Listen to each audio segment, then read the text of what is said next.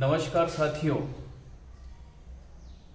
एक सुंदर छोटी सी चिड़िया के साथ गरुड़ ने ऐसा क्यों किया, ऐसा ही एक प्रसंग लेकर मैं आपके बीच आया हूँ। एक बार भगवान विष्णु गरुड़ पर सवार होकर यमलोक को जाते हैं। यमलोक पहुंचकर भगवान यमलोक में प्रवेश कर जाते हैं और गरुड़ बाहर खड़े रहते।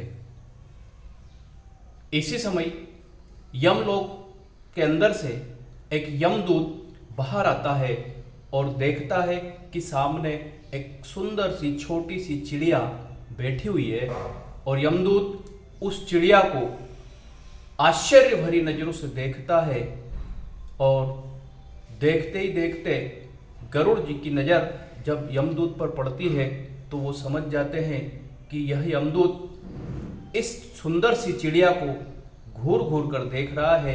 निश्चित कोई बात है, हो सकता है इस चिड़िया का समय निकट हो, अर्थात यह मृत्यु को प्राप्त होने वाली हो। ऐसा विचार करके गरुड़ ने विचार किया कि क्यों ना मैं इस सुंदर सी चिड़िया की जान बचाऊं, और वह अपनी पीठ पर बिठाकर उसको एक बहुत दूर पहाड़ी पर छोड़ा है। गरुड़ चिड़िया को छोड़कर जब वापस आते हैं तो कुछ घबराए हुए से लगते हैं। इसी समय भगवान विष्णु यमलोक से बाहर आते हैं और देखते हैं कि गरुड़ बहुत घबराया हुआ है और पूछते हैं, क्यों गरुड़, कोई समस्या है, घबराए हुए क्यों हो? गरुड़ ने कहा, भगवान, मैं बहुत दूर एक पहाड़ी पर जाकर आया हूँ। एक सुंदर सी चिड़िया को अपने पेट पर बिठाकर और उस पहाड़ी पर छोड़ के आया हूँ, क्योंकि मुझे ऐसा लग रहा था कि यह यमदूत जो इसे बड़े घूर घूर कर देख रहा है, हो न हो इसकी मृत्यु निकट हो। मैंने विचार किया कि इस चिड़िया की जान बचाना चाहिए। भगवान ने हंसते हुए कहा, गरुड़, ये तुमने क्या किया? यमदूत का काम आसान कर दिया।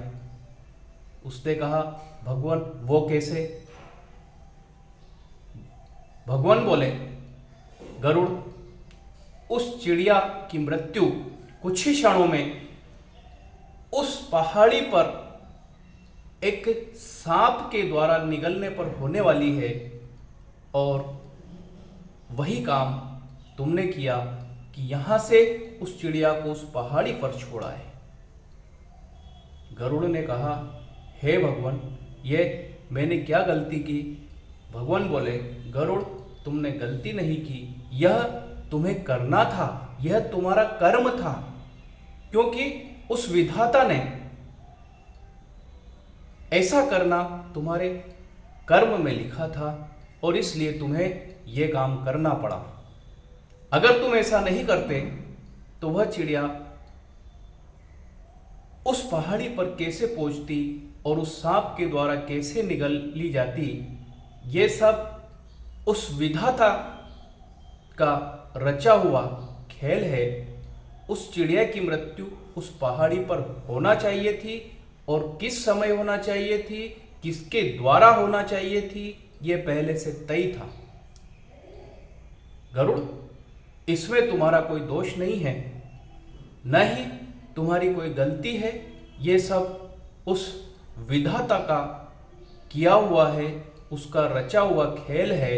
वो जैसा चाहता है वैसा होता है।